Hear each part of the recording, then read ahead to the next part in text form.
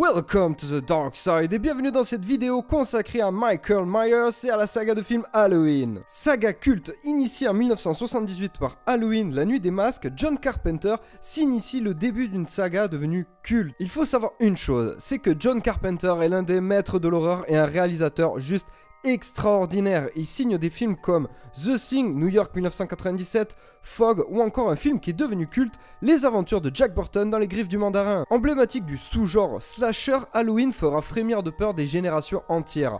Alors pour ceux qui ne savent pas ce qu'est le slasher est un sous-genre du cinéma d'horreur et met en scène des meurtres plutôt brutaux d'un tueur psychopathe qui va bien sûr éliminer la quasi-totalité d'un groupe de jeunes individus. Face au succès du premier film, une suite est bien évidemment mise en chantier et arrive dans nos salles obscures en 1981 avec Halloween 2 réalisé par Rick Rosenthal et toujours scénarisé par John Carpenter. Et là attention, va falloir s'accrocher parce que des films Halloween il y en a eu et il y en a eu vraiment beaucoup. Nous aurons ensuite Halloween 3, le sang du sorcier sorti en 1982, suivi ensuite d'Halloween 4, le retour de Michael Myers en 1988, Halloween 5, la revanche de Michael Myers, sorti en 1989, Halloween 6, la malédiction de Michael Myers, sorti en 1995, Halloween 20 ans après, sorti en 1998, et pour finir, Halloween la résurrection, sorti lui en 2002. Puis va débarquer une nouvelle ère pour la saga avec une sorte de remake, reboot du film de John Carpenter signé cette fois-ci par le grand, par le magistral, par le terrifiant Rob Zombie. Principalement connu pour sa musique, il prouve avec des films comme Halloween ou encore La Maison des Mille Morts ses talents de réalisateur. Ainsi il sortira Halloween en 2007, suivi de Halloween 2 en 2009. Il ne manque plus que le Halloween de David Gordon Green,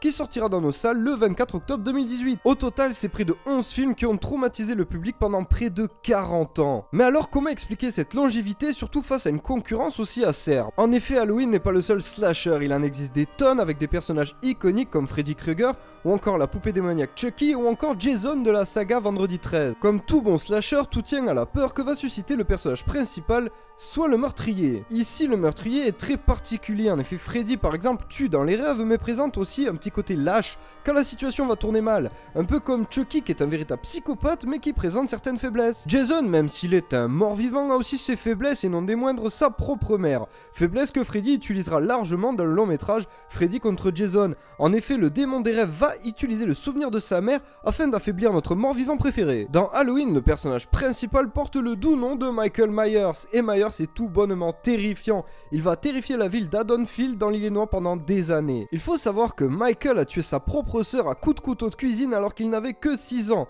On peut dire que c'est un enfant plutôt précoce. Michael est largement reconnaissable par ce masque blanc qui est véritablement devenu un monument de la pop culture.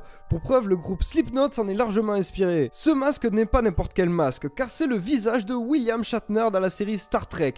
Et oui, John Carpenter a repris son visage, le peint en blanc et a changé les cheveux. Le masque de Michael Myers est né. Ce qui rend le personnage vraiment flippant tient en plusieurs points. Michael ne parle jamais. En véritable psychopathe, il ne prononce quasiment jamais un mot, n'explique jamais pourquoi il a réalisé cet acte, pourquoi il tue véritablement comme une véritable machine. Michael n'a pas d'émotion, même si son visage est bien à l'abri sous son masque, le tueur n'éprouve aucune émotion, ni peur, ni remords, ni pitié, et même pas de satisfaction une fois sa victime tuée. C'est un comble quand même. Un des points principaux qui font flipper, et non des moindres, c'est que Michael ne meurt jamais. Tout simplement, durant tous les métrages, Myers s'est fait tirer dessus, crever les yeux, brûler, décapiter, et j'en passe, il revient toujours à la vie, inexorablement. Michael n'a juste aucun point faible. Il est virtuellement imbattable. Quand Freddy s'affaiblit hors des rêves, quand Chucky est démasqué, quand Jason croise le souvenir de sa mère, ils sont tous affaiblis. Michael, jamais. Myers n'a aucun point faible. Il marche lentement, détruit tout, ne parle jamais, n'éprouve rien et tue sans pouvoir réellement être arrêté, vu que, même si tu le tues, il reviendra quand même. Cependant, Myers a un véritable adversaire en la personne de Laurie Strode, alias Cynthia Myers, ou encore Angel Myers dans les remakes.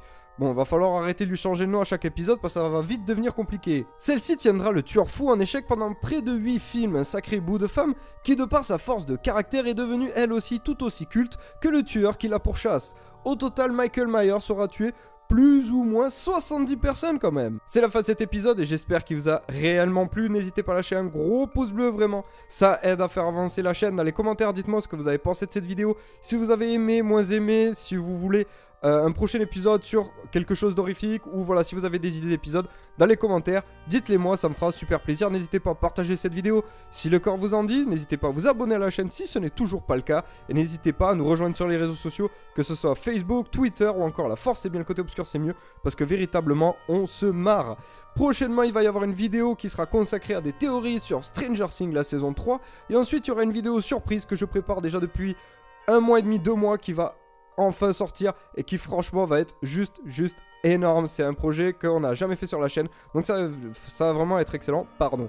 Donc voilà, moi je vous dis à la prochaine les amis, et que la force soit avec vous.